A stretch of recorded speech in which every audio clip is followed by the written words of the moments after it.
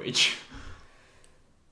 Alright, welcome back to another episode of the AV2 Podcast. I'm Ross, and with me, of course, is Alex. Yes, hello. How you doing? I'm not too bad, how are you? Warm. I feel like I was sat in an oven. Yeah, I know, it's a nice day. But we're going to be talking about two films today, Green Book and Instant Family. Yes. But before we get to that, I only saw this morning, so I've literally just looked at it. I haven't seen all the results yet, but the Razzies were on last night. Oh, I didn't know that. Yeah, exactly. Yeah, I only saw it this morning because I haven't kept up with any awards. So I have the list. Hit me with the results. We'll go through all of them. I'm not going to list all the nominees because every single. We did that in a previous episode. Yeah. All right. So worst picture was Holmes and Watson. Okay, yeah. Which is absolutely fair enough. Worst actress. I didn't like this too much, but Melissa McCarthy for The Happy Time Murders and Life of the Party. I can see why, but I'm not too happy about that. Cause surely that wasn't them. No, well, we haven't seen the other ones. The only ones we would know was, do you remember Helen Mirren did that Winchester movie, which we missed? Oh, we just the horror film. Oh yeah, we missed it. It was only on for a week and then suddenly it was gone. Yeah, she was nominated, but we haven't seen any of the other ones. Worst actor was Donald Trump as himself. In what? He did. I think they're documentaries, Death of the Nation and Fahrenheit 11/9, but obviously we didn't see them. I'm kind of glad Will Ferrell didn't win because he tried. He did try. I would have wanted John Travolta to win for Gotti, just because I want him to win this. Although, I don't agree with this. Worst supporting actor, John C. Reilly for Holmes and Watson. Oh, no, I don't agree. If you're not going to give it to Will... I think he was better than Will Ferrell. Yeah, exactly. I mean, I would have given it to Jamie Foxx for Robin Hood, or Ludacris in Show Dogs. His voice was nominated. Oh, yeah, we missed that. But, I mean, fair enough. Or the kid from Jurassic World, but I suppose he was alright. Worst supporting actress was Kellyanne Conway from that Fahrenheit documentary. I don't really know who she is. But again, the only person is Jazz Sinclair from Slenderman. I'm not sure which one she is. Oh no, that was terrible. I'm surprised she was nominated for that. Also, Melania Trump was nominated for that as well, but fair enough. Worst screen combo. Donald Trump and his brilliant Donald and someone else petty and his pettiness. Okay, for those two films. Worst remake, rip-off or sequel, Holmes and Watson.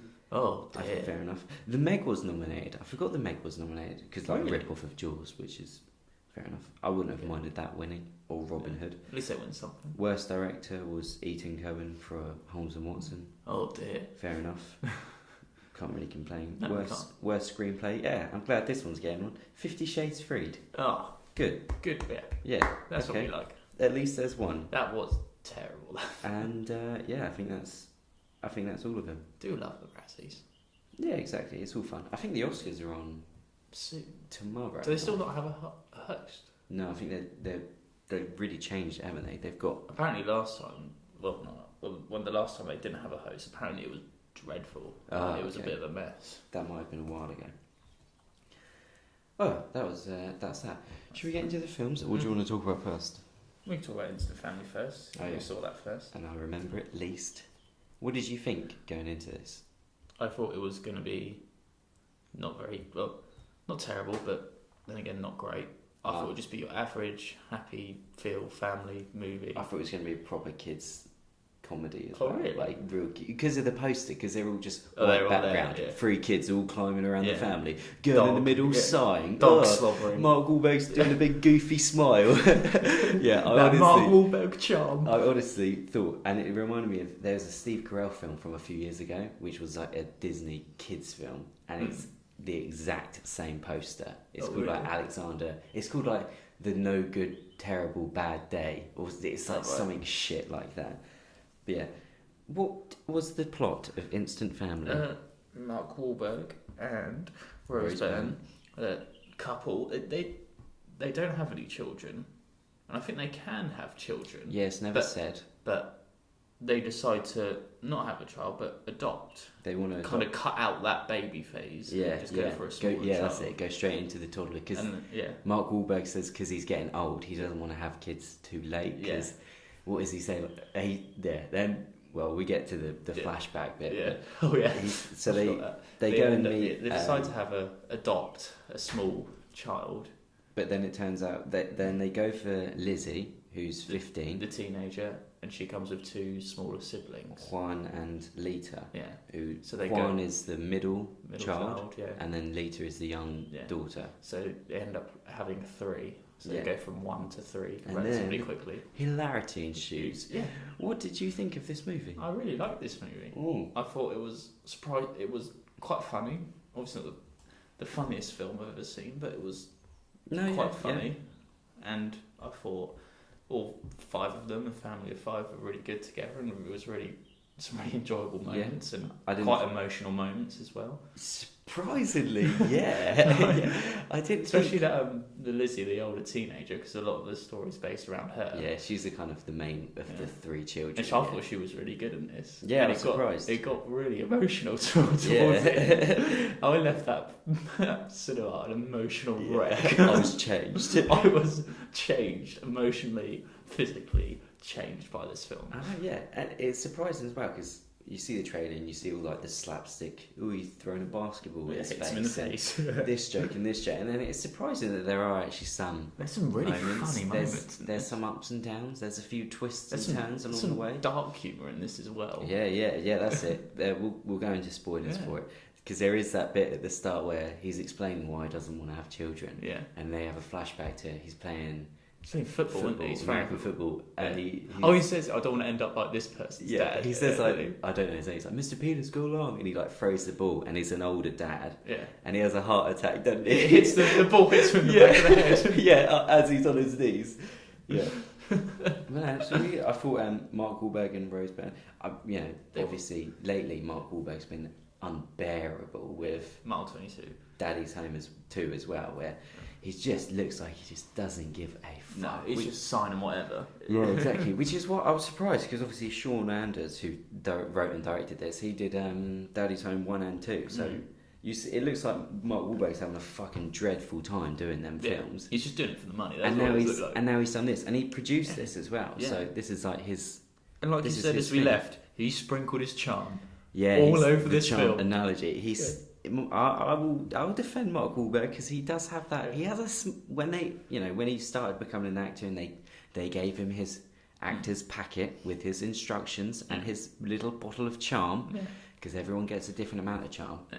He kept some of his charm from all those early 2000 movies. He doesn't want to waste it. He can't waste it because you don't get any charm. Once you don't get it back. Charm, that's it. Yeah, you use it all up. You don't get it back.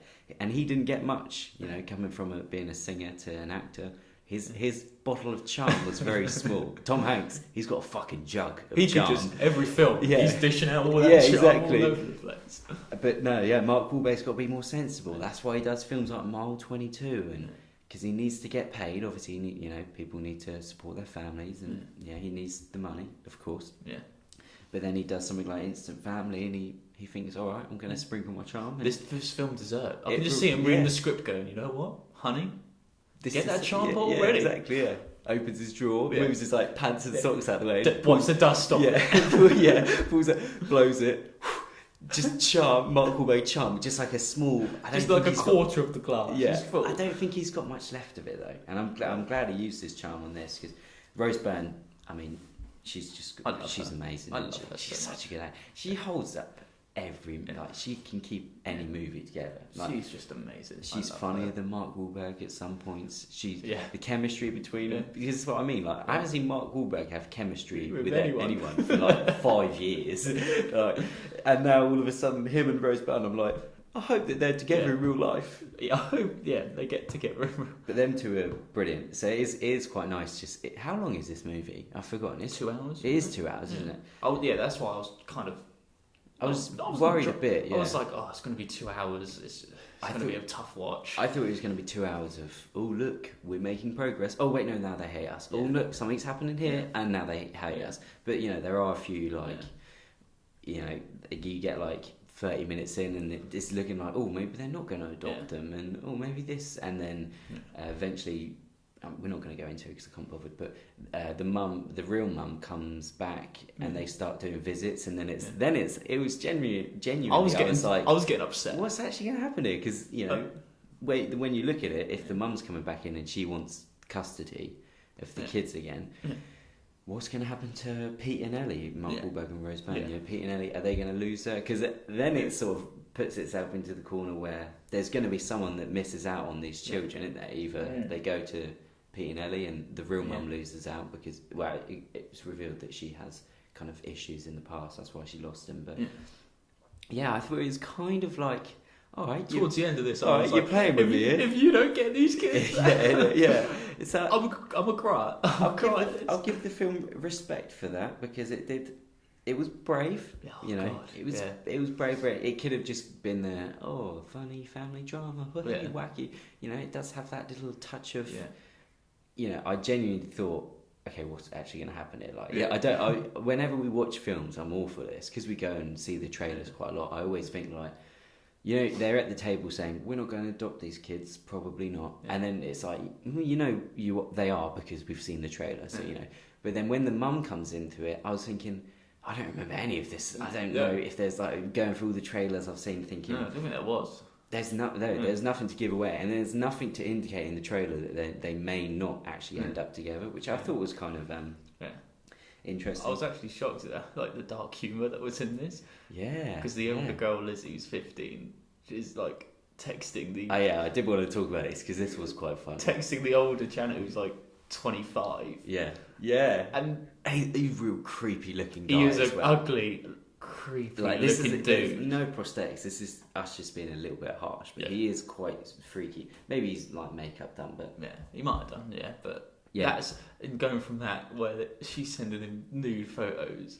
Yeah, in the bathroom. Yeah, and then he sends her a dick pic. Yeah, and I was like, this is dark. Like, dark. He's like, dick pic. She's 15, and you find out earlier because there's that ginger kid who you might see in the trailer who she's like, oh, that's Jacob.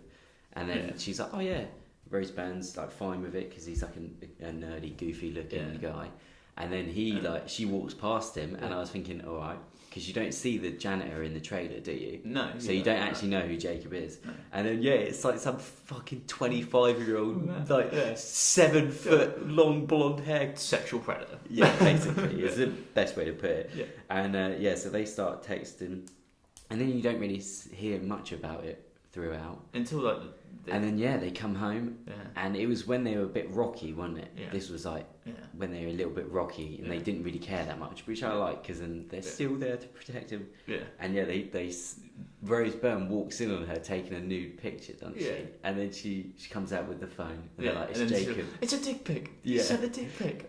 And then and it was quite funny. And then the funniest bit was the day after they go to the school that they took. They obviously confront that ginger kid first, which is still funny, even though it's all in the trailer. He's like, you go on, get your shaving plums out or something. And they're just like roasting the guy. That was genuinely funny. Quite a good. But then when they find out it's not him, they go in the school, and then that janitor guy's on his like cleaner vehicle, and he's just sat there with his headphones in, looking all dumb and stupid. Yeah, like, Mark Wahlberg smacks him in the face, knocks him out. He knocks him clean out. That was very funny, and I do think that bit was brave.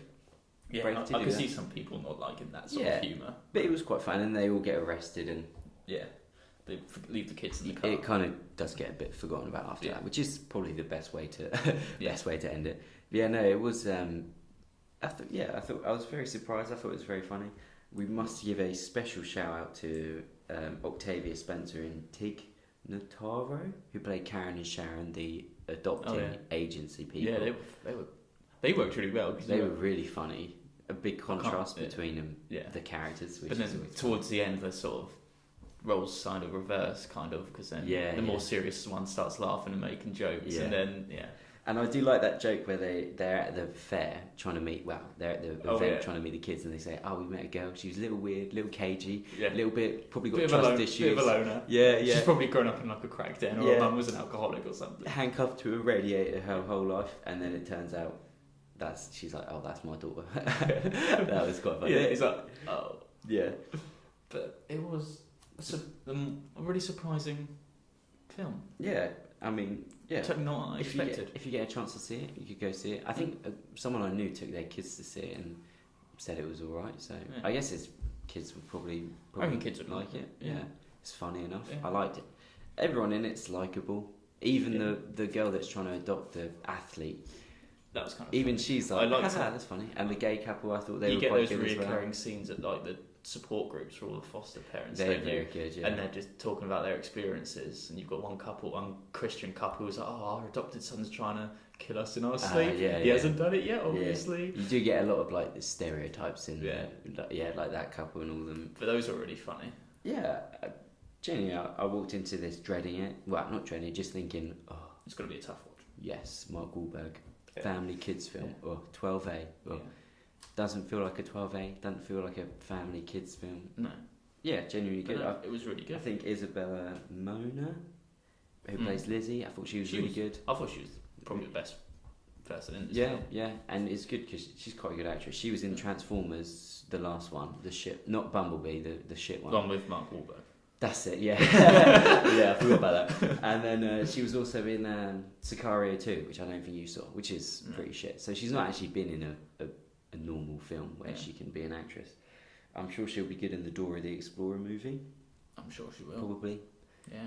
And definitely go see this movie if you see it. Yeah. It's I would recommend it a lot. It was made right, and I always write the budget and how much it made down just for this. Because we're going to talk about Green Book. This film was made for $48 million, yeah? Green Book was made for 23. Wow. This had half the budget of Green Book. And, like, I don't know where this money went. I mean, a lot of it probably went in Mark Wahlberg's pocket. As we said, the charm's running out, so he needs the money soon. Yeah. But, yeah, it's made 106, which, you know, it'll probably make more in the coming weeks. Oh, yeah. Probably, hopefully. Sean Anders, he made Daddy's Home. He also made a film called Sex Drive, which is quite good. Have I watched that? I've definitely heard it's of it. It's pretty small. And he also directed Horrible Bosses 2, which is... No, I have seen that. Which is fine. Yeah, I saw both of them. But he also did That's My Boy, you know, the Adam Sandler Sandbag movie, which is absolutely disgraceful. Yeah. One of the worst videos I've ever seen. It's a shame when you go on his page, that's like the first film that comes up. And I did write this down because it was quite funny. He's been nominated for 2 awards. Maybe I can see in the coming months, maybe he'll get a Teen Choice Award or an MTV nomination. A Nickelodeon Kids Choice Award. Yeah, exactly. You might get slimed, which will be a step up. It'll be great. He's been nominated for 2 awards. He's won one of them. So he was nominated for Worst Director for That's My Boy for the Razzies. Mm-hmm. Fair enough. He didn't win it. He was also nominated by the Alliance of Women Film Journalists. He was nominated for a Hall of Shame award, which he actually won for That's My Boy. Fair play. Yeah. Shout out to those journalists. Yeah. Yeah. If you get a chance to see this movie, go see it. Yeah. But obviously, the most important question is, Ross. Yeah, I would. Okay, yeah, so would I. I'm glad to get that on DVD. I would happily pre-order it on DVD. If I was going through a Mark Wahlberg phase, this would be at the top of the list. I think it would be the only film on the list. This shooter. That's probably it. That's probably it for now. That's all I can think of. As long as he just keeps every now and then dishing out a bit of charm. Yeah, innit? I'll be happy. People want it. I'll be happy. I'll sit through I'll sleep through half of Mile 22 if it means that half a year later we're getting instant family. Yeah, it's worth it. Every other year, I want a bit of charm. They should have put that on the poster, like as the reviews. You know, it's like best film ever. I would have put this is worth sitting through Mile 22 for because it's worth it. Yeah. But no. Yeah. All right. I would recommend it a lot. And now we go on to Green Book, which I was actually kind of dreading seeing this because I thought this was going to be like the classic Oscar bait. I thought it was going to be 2 hours 10 full-on drama. Yeah, because it's a bit of a boring watch. Because it says in the genre comedy, but I was thinking we're going to get there, and it was just a couple, odd jokes scattered through it, just so it could say it was a comedy. But it's actually deep down, it's a drama and not much humour, and it's about these 2 guys. Yeah. Well, we were fucking wrong. It's not often we're wrong. Not with film, not with anticipating movies, especially. We normally get it pretty spot on. I think I'm always wrong, but I never learn. But this was fucking brilliant. Yes, absolutely. So good. Yeah, it was. So what was the plot first? So it was set in the 60s, wasn't it? With a 50s, 60s. Yeah, I wasn't entirely sure, but you get the black musician who's having a tour of kind of Southern America. Dr. Don Shirley. Yeah. He's a pianist. Yeah, with his kind of band. 2 other. Yeah.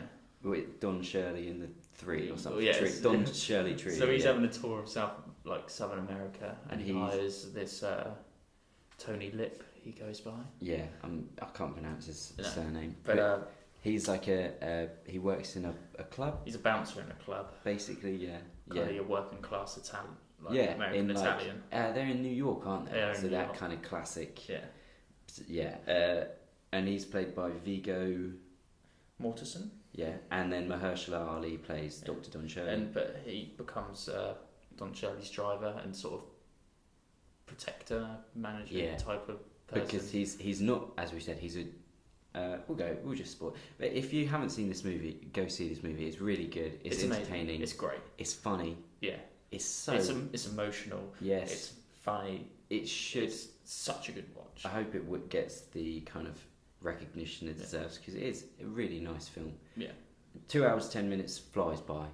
I don't say really that does, much. yeah. I could have watched more of this film. I could have seen it, easily, purely for Tony and Don's chemistry together. Oh, those two together. Absolutely Not just amazing. when they're like driving in the car, but like just when they're at gigs. Yeah, and from the start to the finish, the slow development between Tony, because obviously Tony, at the start, they don't. I don't really want to spoil stuff yet. But yeah, okay, go see this movie. Now we're kind of going to spoilers. Mm-hmm. But yeah, so Tony works in this cabana, Coco Cabana. Yeah. And it's closed down for a couple of months That's due to renovations. I yeah. think. So all he is a kind of like, he's like a bit of a fixer. Like like if some people are kicking off, he'll fire him. So make sure everyone's all right. So the club's closing down for 2 months due to renovations. So he needs a job for 2 months to yes. And then keep the money coming in. So someone calls his boss at the cabana and says, "Do you want this driving gig?" As they say, they say everything's a gig. Do you want this driving gig for a musician? And he goes, pays like $100 a week or whatever. And then he goes and meets Dr. Don Shirley. But it's quite because at the start of the movie they have 2 black people like doing work in their kitchen. Don't they? And they kind of all the kind of Tony's friends and that are all kind of looking at him. It's very racy. Yeah. Oh, yeah. And they kind of insult him, but in Italian, so these guys don't know. Yeah. So you kind of get that earlier on in it. And then, Tony goes to meet Dr. Don. Yeah. I'm just going to stop calling him Dr. Don now. Don Shirley. Yeah. And he says, do you want this job? Yeah. You're going to be my driver. Yeah. You've also got to do these other things like you got to make sure my clothes are ready and they're ironed. And camera bags and this shit. And he just Tony says no. No. But he says no to begin with, because eventually he does kind of. Well, he says I can be your driver and make sure no trouble happens. Yeah. But I'm not gonna do all that. Yeah. I'm not your butler or. So whatever. he says no. And he says I'll do it for $120. $125. Yeah. He says $1.25. Yeah. Love it. So cool. Yeah. And then then they set off down. Did they go down south? Yeah, south. They go from New York all the way down to like south. It's through like Tennessee, like Alabama, Missouri. Yeah, I think that's probably miles off. Yeah, probably. Yeah, we've probably just described north of there. Yeah. They go like deep south. Deep south, where it's very racy at the time. Yeah. And so like that's why he kind of wants, because Tony kind of comes out and says that he's not Tony, Don. Yeah. Because he lives near Tony in an auditorium in this really great room full of loads of stuff. He says that he asked around and that Tony's name kept coming up as someone that kind of the tough guy, tough guy that you can work with. Yeah. And so they set off on this 2-month thing just before Christmas. Going to performance after performance. Yeah, in loads of different places, and I mean. First of all, it gets started pretty quickly. It's like 15 minutes in, and you're like, okay, I'm liking this, and then they set off. So it does go quite quick. And it's just them going backwards and forwards with each other because they're 2 completely different. Yeah, people. Exactly. I mean, and it is it's absolutely great performances from both Viggo and Mahershala. Yeah. I thought going into this that Viggo was going to be the support and Mahershala was going to be the more leading person, but it's not. It does focus more on Viggo, and it's Tony that wrote the book on this because it's his true story. Yeah, it is a true story for a while. So you liked it? Oh, it was so good. It was surprising, wasn't it? Yeah. It was everything because we were sat there, wanted it to be laughing, and then something would get really serious, and then we were laughing again, and then there would be like a little bit of a sequence where there's like a fight and an altercation. Yeah. He has to help him, and every time he helps him, he starts to like him a little bit more, and then something will happen, and it will be a bit of a setback. It is kind of like that classic. They make like 2 steps forward, 1 step backwards now, and eventually it is kind of really quite nice to see them eventually by the end become friends. It's really good because at the beginning there's just those two not really getting along while they're driving around, and they start to bond and talk more, and then they start kind of learning from each other.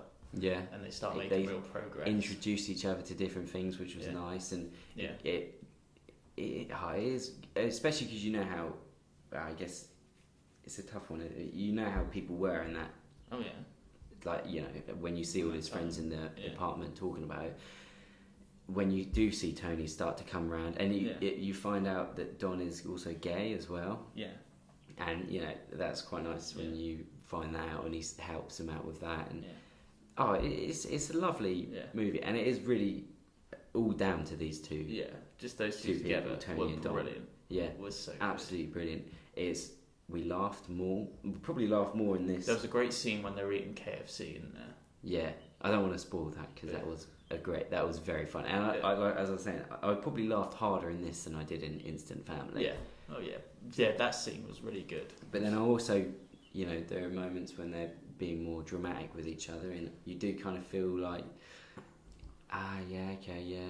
that's a truly great moment. As you said, there's a moment kind of more towards the end where they get out of the car and they start kind of shouting at each other, and it is truly a great moment between them as well. And there's like quite tough scenes where like obviously the Green Book, where that has the coloured only places, bars and stuff, but then obviously Don goes elsewhere and tries to. Oh yeah, and then you get some action there. You get some action, some altercations there, and so it's surprising. It's a very mixed bag of emotions, isn't it? Because you get you get like some fighting here, and then you get a really dramatic moment straight after, and then you get like a funny, a light-hearted joke. Like they're eating KFC and throwing the bones out the window, and and then obviously there's that funny bit which is funny, and it's quite nice. And then it's nice when you see him start to come around. Like he goes to the place. And obviously he doesn't care about the music. He doesn't even want to stand in the function, does he? And watch him. He watches him from outside, and then eventually he goes in and he checks it if it's a Steinway. And he's like, it's not a Steinway. It's got like shit in it, and he starts complaining at the guy, and then he's got a Steinway there, and so he does, and then he starts to hand him his bag a few times, and it's quite lovely. Yeah, it is nice, and they do really complement each other. These two, and it's great from beginning to end, just the way they start off and the way they finish. Yeah, it's so good. It's so good. I love all the stuff with the stone as well when he picks up the stone. Brilliant. It's so good. If you get a chance to see this, see it. Yeah. I liked all the stuff about the letters as well. He was writing letters to Dolores, played by Linda Cardellini. Yeah. So that's pretty spot on. Velma, basically. Velma from Scooby-Doo. Yeah. Classic movie. Yeah. And she was really good in it as well. Yeah, she was great. I thought all of the kind of, and all his family and stuff, I thought all them were really good. Yeah. I like how Tony, Viggo, he's like just some fat, like got a receding hairline as well. Got the chain and the cigarettes and the constantly smoking. Yeah. There's that great bit, when they go to prison and he gives him that great speech about dignity as well, which was a great moment. I've watched that since because it's a great moment. Yeah. And then I don't really want to spoil it, but how they get out of prison is pretty impressive. Cool. And then you think, okay, this is a true story. This is pretty cool. Yeah. But then you also then see it from the different perspective, which is also very cool. And there's not really too much we can say about this because I don't really want to spoil it because I really think you should see this more than kind of most things that we've seen. Oh yeah. And I think it will be in cinemas a lot longer than something like Can You Ever Forgive Me? Or I think this will be in for a while. Yeah, and I hope so because it's so good. Our screening was busy enough, I think. Yeah, it was busy enough. It was reasonable. Yeah. I was surprised as well because it's been out for a while, hasn't it? Yeah, it's been out for ages. So as I said earlier, I'm so glad we didn't miss it. So glad. Could you imagine? Because I probably wouldn't have watched this. I probably would have forgotten about it and been on like iTunes or out a shop and seen Green Book. Maybe if in a couple of years when I go for a Viggo Mortensen or Mahershala Ali's face, then I'd be like, yeah, all right, I'll give Green Book a go, and I would have probably fucking love it. Yeah. And I would be gutted why I didn't go see it in cinema. So because last week we were like, actually Green Book's still in. And we're like, oh yeah, we can still see Green Book. Yeah. Because it was only on kind of once per day, but we did see it. I'm so glad we did. Alright, so they made it for 23 million. It made 133 million, so it was also very successful. Yeah. There you go. It's the perfect package, It's a stand on its own film. Mm-hmm. You don't really need to know anything about it at all. You don't need to even like any of the actors in it, or you don't need to be like a Viggo. I guarantee you'll go into this film and walk out just feeling amazing. Yeah, I think definitely, and just satisfied at how good this film is. Yeah, and it's surprising as well because I didn't know that this film was coming out, and when I saw it, I thought, generic drama, brilliant. You know what it's going to be. Yeah. And then you go on it, and it's directed by Peter Farrelly, who he's done loads of like 90s comedies. Like There's Something About Mary. He did Dumb and Dumber. Yeah. And Kingpin, I think it was called. So like a lot of films like that. So, but he directs them with his brother. I think his name's Bobby Farrelly. Okay. And so I like how they've gone their whole careers doing these comedy movies that have come out and been, like reasonably successful. Something About Mary is a pretty good film. Yeah. Dumb and Dumber, and then they do something like Dumb and Dumber 2, which is shit and flops. Yeah.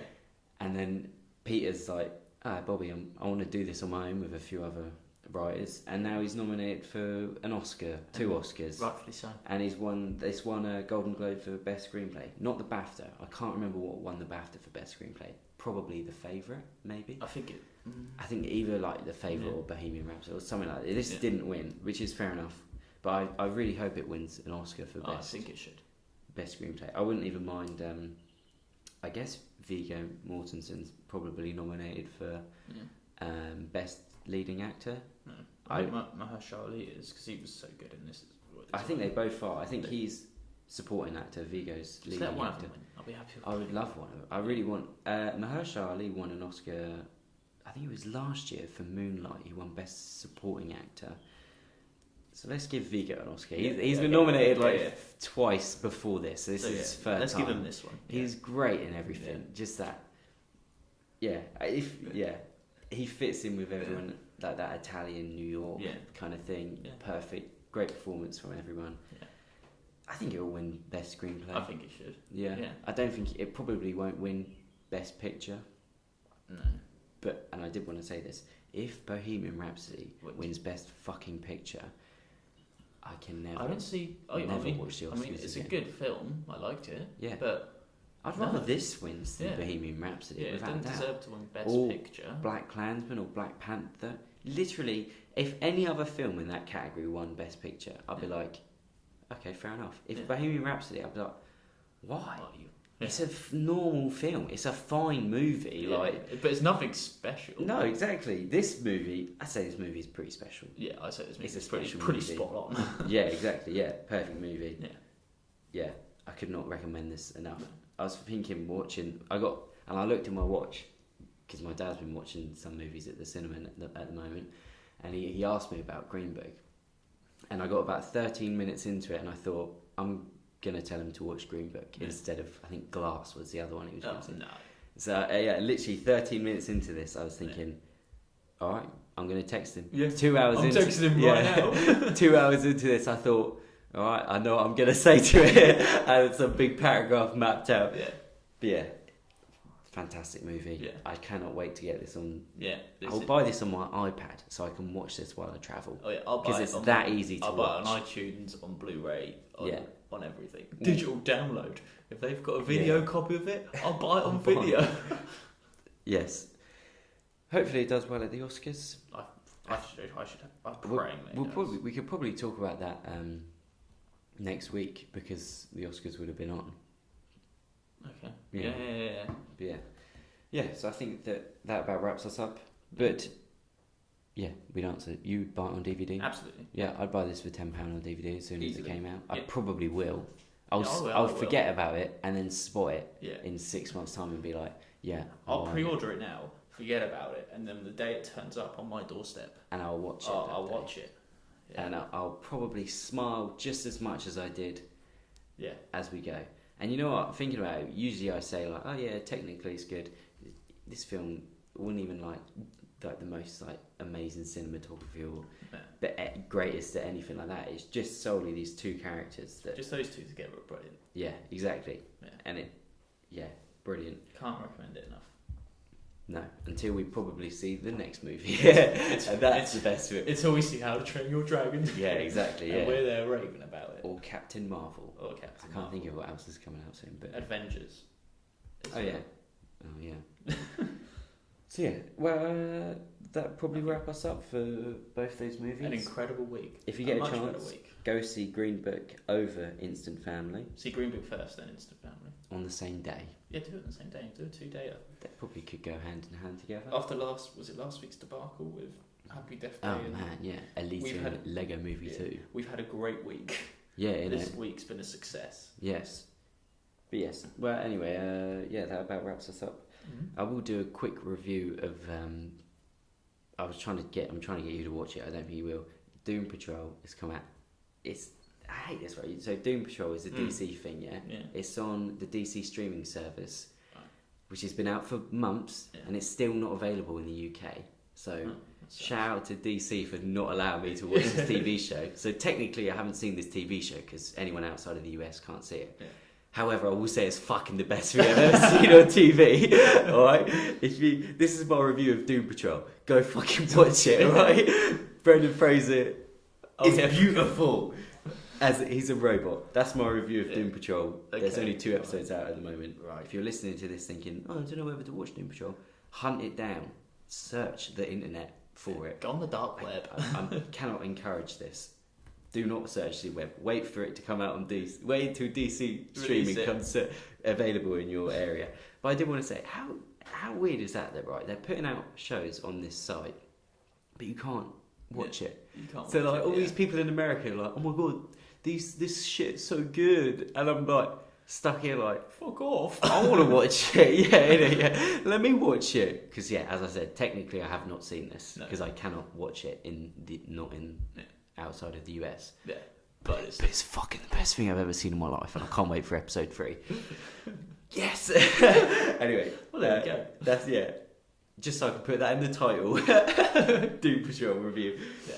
Anyway, thanks for watching, thanks for listening, and take care. See you soon. Bye.